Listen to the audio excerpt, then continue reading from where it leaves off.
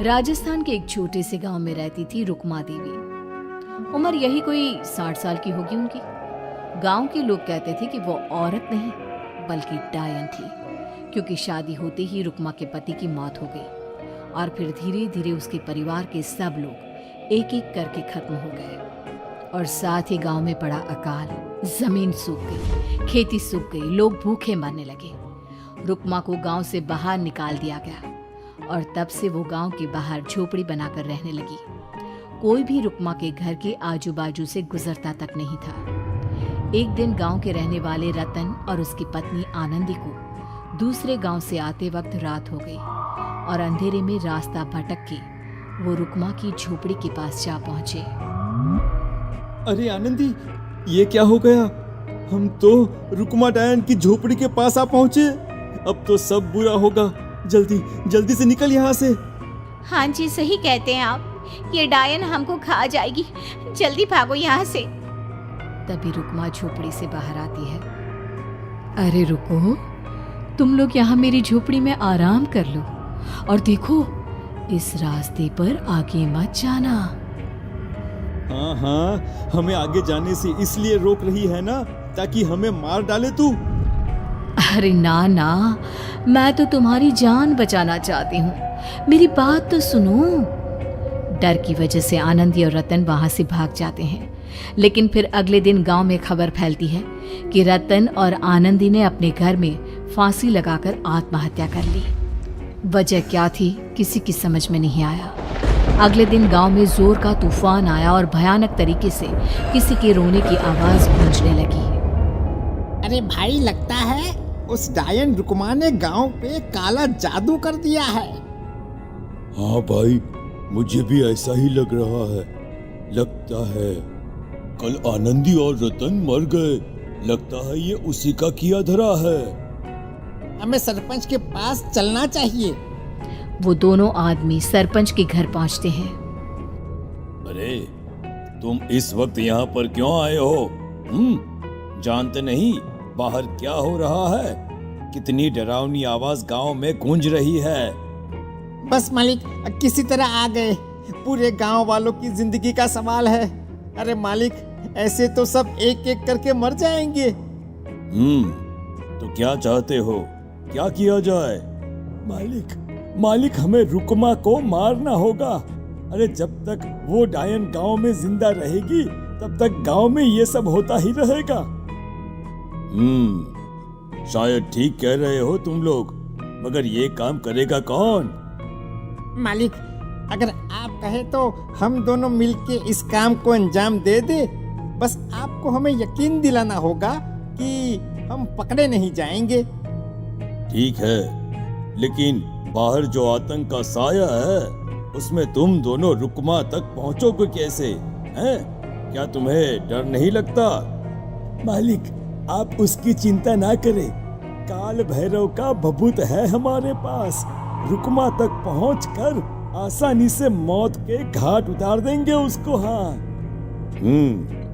मैं भी चलूंगा तुम लोगों के साथ।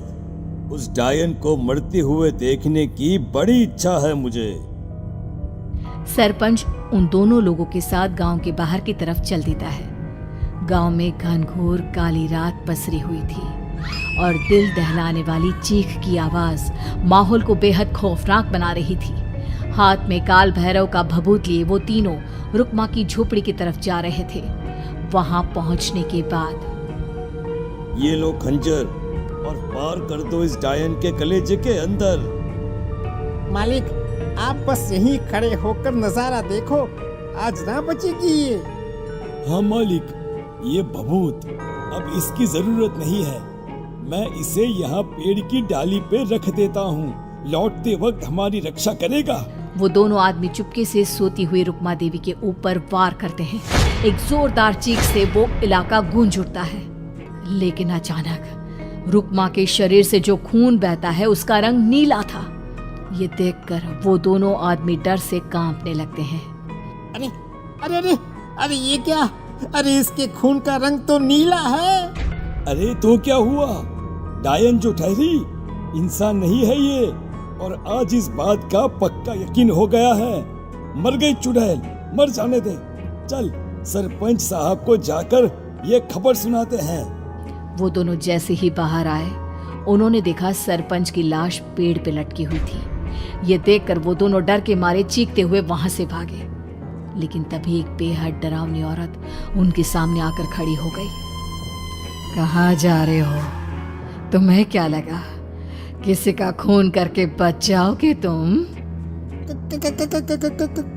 कौन हो तुम? कौन हो? हमने तो डायन को मारा है, कुछ गलत नहीं किया भाई। वो डायन नहीं थी, वो इस गांव की रक्षा कर रही थी।